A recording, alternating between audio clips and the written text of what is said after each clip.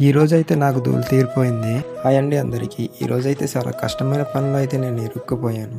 ఈరోజు మా ఫ్రెండ్ వాళ్ళ ఇల్లు సన్ సైడ్ అయితే పోస్తున్నారు. నాకు కూడా రమ్మన్నారు, అందుకని నేను కూడా వచ్చాను. మా వాడి ఇల్లు అయితే కొంచెం పెద్దదే కడుతున్నాడు, పర్లేదు. మా వాళ్ళు వాటర్ అలాగే ఇసుకని రెడీ చేస్తున్నారు. టైం అయితే 10:30 అవుతుంది. ఇప్పుడే సన్ రైజ్ వస్తుంది.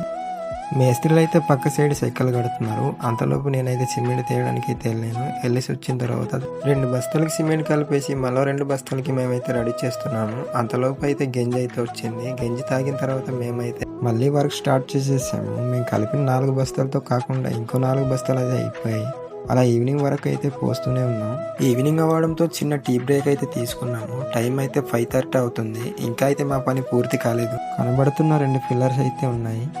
వర్క్ చేయడానికి నా ఫేస్ అయితే ఎలా అయిపోయింది. మొత్తానికి వర్క్ అయితే చేయడానికి నైట్ అయిపోయింది. ఏదోలా అయితే పూర్తి చేసేసాం మేము.